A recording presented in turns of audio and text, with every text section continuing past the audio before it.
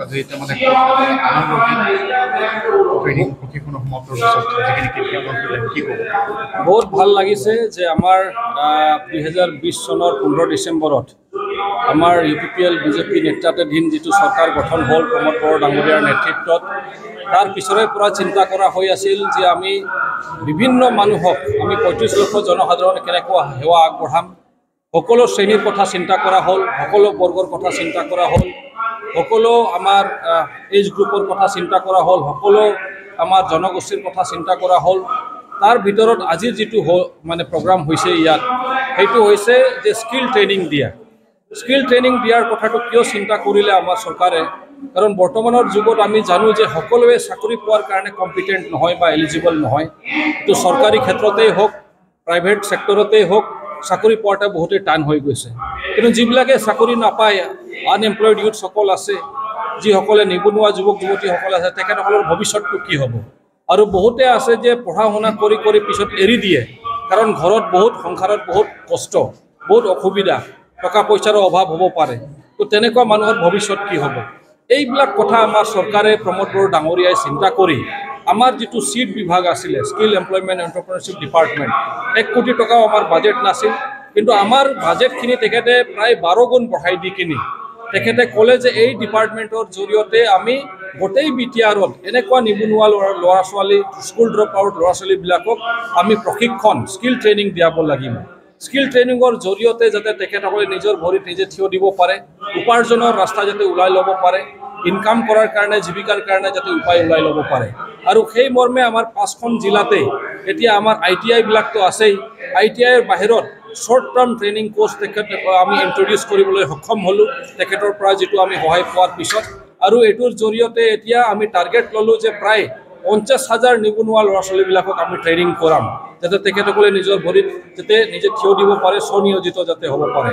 আমি ভাল এটা অনুভৱ কৰিছোঁ যে এতিয়ালৈকে আমাৰ চৰকাৰৰ তৰফৰ পৰা, লগতে অসম চৰকাৰৰ সহায়ত, কেন্দ্ৰীয় চৰকাৰৰ সহায়ত প্ৰায় 30,000তকৈ বেছি আমি তেনেকুৱা ধৰণৰ স্কিল ট্ৰেইনিং আমি প্ৰভাইড কৰিব পাৰিছোঁ।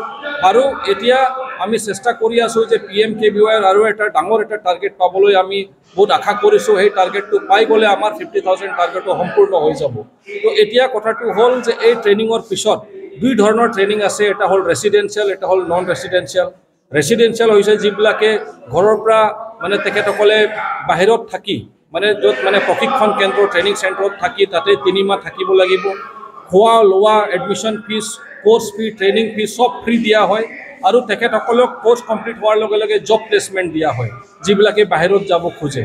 তো তেখেতসকলৰ কাৰণে ইমিডিয়েটলি চেলাৰী পোৱাও আৰম্ভ কৰে। বহুত পৰিয়াল আছে যে তেখেতসকলে ৰেচিডেঞ্চিয়েল ট্ৰেইনিংটো ল'ব নোৱাৰে বা বাহিৰত গ'লে সংসাৰত অসুবিধা হ'ব।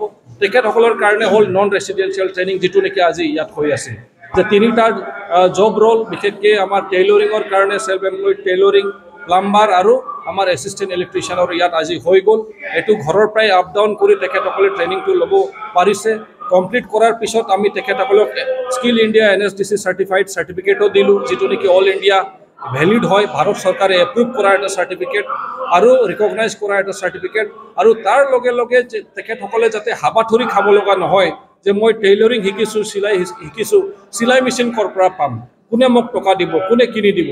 এতিয়া প্লাম্বিং যিবিলাকে শিকিছে, প্লাম্বিং যিটো হেণ্ড টুল কিট ক'ত পাম, কোনোবা এছিষ্টেণ্ট ইলেক্ট্ৰিচিয়ান শিকিছে, তো এছিষ্টেণ্ট ইলেক্ট্ৰিচিয়ানৰ যিটো টুল বক্স, যন্ত্ৰপাতি বাক্স ক'ত পাম, এইটো 15-20 হাজাৰ টকাও দাম হ'ব পাৰে।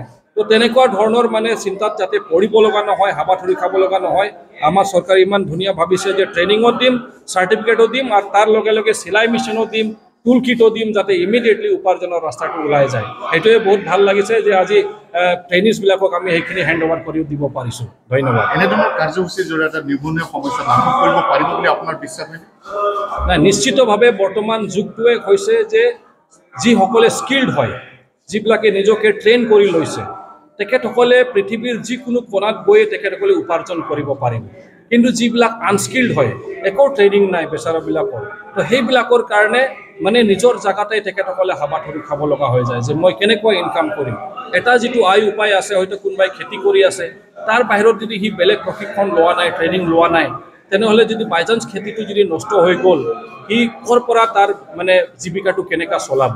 তো যিবিলাক ট্ৰেইনিং লয় স্কিল ট্ৰেইনিং লয় তেখেতসকলৰ কাৰণে কিন্তু অপশ্যন থাকে যে মোৰ এইটো বেয়া হ'ল মোৰ যিটো দক্ষতা আছে তাৰ থ্ৰুদি মই ইনকাম কৰিব পাৰিম আৰু সেইকাৰণে নিশ্চিতভাৱে আমাৰ স্কিল ট্ৰেইনিংটো আমাৰ ভাৰতৰ প্ৰধানমন্ত্ৰী ডাঙৰীয়াই বিশেষ গুৰুত্ব প্ৰদান কৰিছে আৰু সেইকাৰণে প্ৰধানমন্ত্ৰী কৌশল বিকাশ যোজনা হিচাপে গোটেই ইণ্ডিয়াত গোটেই ভাৰতত স্কিল ইণ্ডিয়া হিচাপে মিছন হিচাপে তেখেতে এইটো লাগু কৰিছে আৰু সেইটোৱে তেখেতৰ প্ৰেৰণাৰে আমি আগবাঢ়ি আছোঁ আৰু তেখেতে যিটো উদাহৰণ দাঙি ধৰিছে তেখেতে যিটো প্ৰয়াস চলাইছে সেই প্ৰয়াসৰ জৰিয়তে এতিয়া বহুত ল'ৰা ছোৱালীবিলাকে নিবনুৱা ল'ৰা ছোৱালীবিলাকে মানে স্বনিয়োজিত হ'ব পাৰিছে তেখেতসকলে উপাৰ্জনৰ ৰাস্তা উলিয়াব পাৰিছে তো নিশ্চয় তেখেতসকলৰ ভৱিষ্যতটো ভাল হ'ব